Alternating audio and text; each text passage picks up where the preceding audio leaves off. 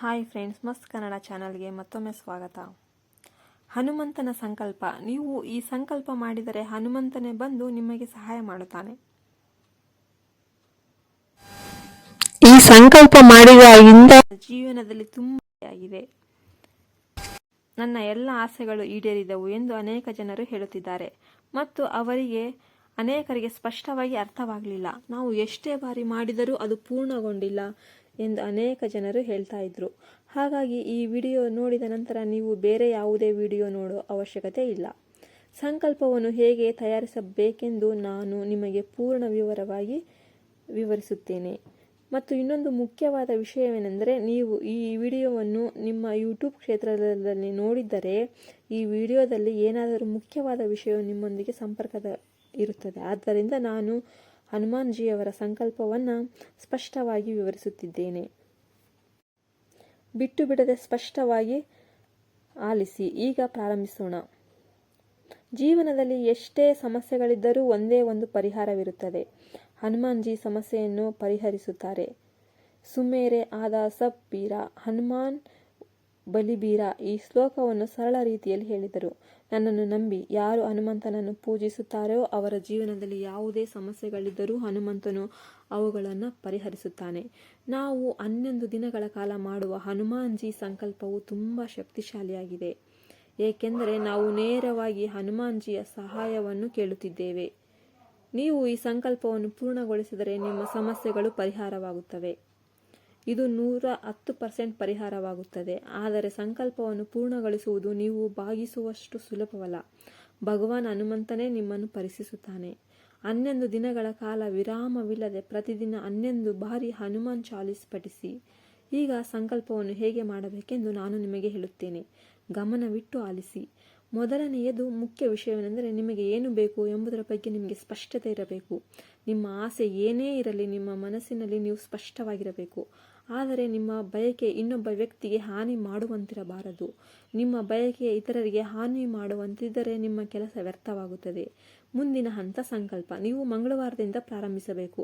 ಮಂಗಳವಾರ ನಿಮ್ಮ ಬ್ರಹ್ಮ ಮುಹೂರ್ತದಲ್ಲಿ ಸಮಯದಲ್ಲಿ ಎಚ್ಚರಗೊಳ್ಳಬೇಕು. ಬ್ರಹ್ಮ ಮುಹೂರ್ತ ಯಾವಾಗ ಎಂಬ ಬಗ್ಗೆ ಅನೇಕರಿಗೆ ಗೊಂದಲವಿದೆ. ಬ್ರಹ್ಮ ಮುಹೂರ್ತವು ನಿಖರವಾಗಿ 3:30ರಿಂದ 5:30 ನಡುವೆ ಇರುತ್ತದೆ. ಹಾಗಾಗಿ ನೀವು ಖಂಡಿತವಾಗಿಯೂ ಆ ಸಮಯದಲ್ಲಿ ಎಚ್ಚರಗೊಳ್ಳಬೇಕು. ಎಚ್ಚರವಾದ ನಂತರ ಮೊದಲು ಮಾಡಬೇಕಾದ ಕೆಲಸವೆಂದರೆ ಸ್ನಾನ ಮಾಡುವುದು. ಸ್ನಾನ ಮಾಡಿದ ನಂತರ ನೀವು ಅಚ್ಚುಕಟ್ಟಾದ ಮತ್ತು ಸ್ವಚ್ಛವಾದ ಬಟ್ಟೆಗಳನ್ನು ಧರಿಸಬೇಕು. ನೀವು ನಿನ್ನೆ ಧರಿಸಿದ ಬಟ್ಟೆಗಳನ್ನು ಧರಿಸಬಾರದು. ಆದರೆ ಕೊಳಕು ಬಟ್ಟೆಗಳನ್ನು ಕೂಡ ಧರಿಸಬಾರದು.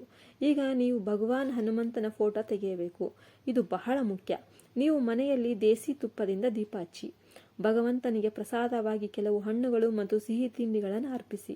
ನಂತರ ಕುಳಿತುಕೊಳ್ಳಲು ಒಂದು ಬಟ್ಟೆಯನ್ನು ಧರಿಸಿ. ನೀವು ದೇವರ ಮುಂದೆ ಕುಳಿತು ಹನುಮಾನ್ ಚಾಲೀಸವನ್ನು 11 ಬಾರಿ ಪಠಿಸಬೇಕು. 11 ಬಾರಿ ಪಠಿಸುವಾಗ ನೀವು ನಡುವೆ 1 ಅಥವಾ 2 ನಿಮಿಷಗಳ ವಿರಾಮವನ್ನು ತೆಗೆದುಕೊಳ್ಳಬಹುದು. ಆದರೆ ನೀವು ಅದನ್ನು ಕುಳಿತುಕೊಂಡು ಮಾಡಬಹುದು. ಯಾವುದೇ ಸಂದರ್ಭದಲ್ಲಿ ನೀವು ಆ ಕುಳಿತುಕೊಳ್ಳುವ ಸ್ಥಳದಿಂದ ಎದ್ದೇಳಲೇಬಾರದು. ಒಮ್ಮೆ ಕುಳಿತ ನಂತರ ಹನುಮಾನ್ ಚಾಲೀಸವನ್ನು 11 ಬಾರಿ ಪಠಿಸಿದ ನಂತರವೇ ಎದ್ದೇಳಬೇಕು.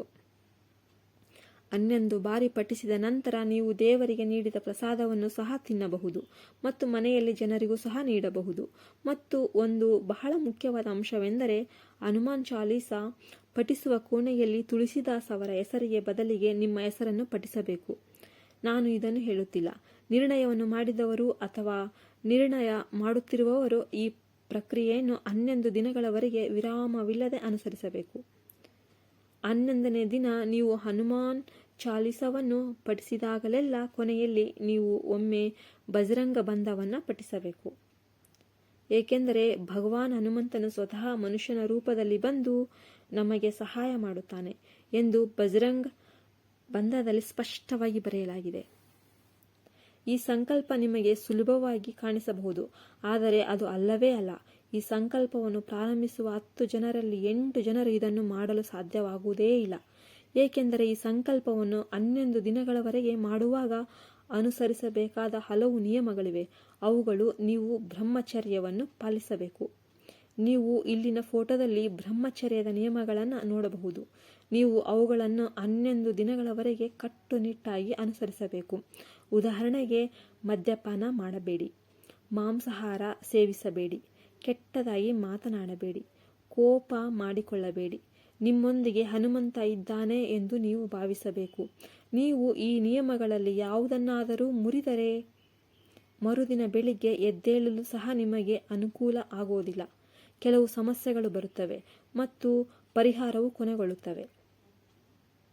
ನಂತರ ನೀವು ಮೊದಲಿನಿಂದಲೂ ಸಂಕಲ್ಪವನ್ನು ಮತ್ತೆ ಪ್ರಾರಂಭಿಸಬೇಕಾಗುತ್ತೆ. ಅದಕ್ಕಾಗಿಯೇ ಈ ಪ್ರಕ್ರಿಯೆಯು ಸುಲಭವಲ್ಲ, ಏಕೆಂದರೆ ದೇವರು ನಿಮ್ಮನ್ನು ಪ್ರತಿಕ್ಷಣವೂ ಪರೀಕ್ಷಿಸುತ್ತಲೇ ಇರುತ್ತಾನೆ.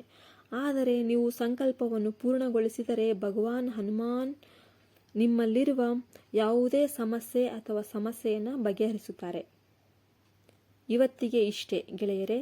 ಈ ವಿಡಿಯೋವನ್ನು ನಿಮ್ಮ ಪೋಷಕರು ಮತ್ತು ಸ್ನೇಹಿತರೊಂದಿಗೆ ಹಂಚಿಕೊಳ್ಳಲು ಮರೆಯದಿರಿ ಮತ್ತು ಕಾಮೆಂಟ್ ಭಾಗದಲ್ಲಿ ಜೈ ಶ್ರೀರಾಮ್ ಎಂದು ಟೈಪ್ ಮಾಡಲು ಮರೆಯಬೇಡಿ. ವಿಡಿಯೋ ಇಷ್ಟ ಆದರೆ ದಯವಿಟ್ಟು ಒಂದು ಲೈಕ್ ಕೊಡೋದನ್ನು ಮರಿಬೇಡಿ. ಅಲ್ಲದೆ ನಿಮ್ಮ ಹೆತ್ತವರನ್ನು ಕೂಡ ನೀವು ನೋಡಿಕೊಳ್ಳಿ. ಮುಂಬರುವ ರೋಮಾಂಚನಕಾರಿ ವಿಡಿಯೋಗಳಲ್ಲಿ ನಾನು ನಿಮ್ಮನ್ನು ಮತ್ತೆ ಭೇಟಿಯಾಗುತ್ತೇನೆ. ನಮಸ್ಕಾರ.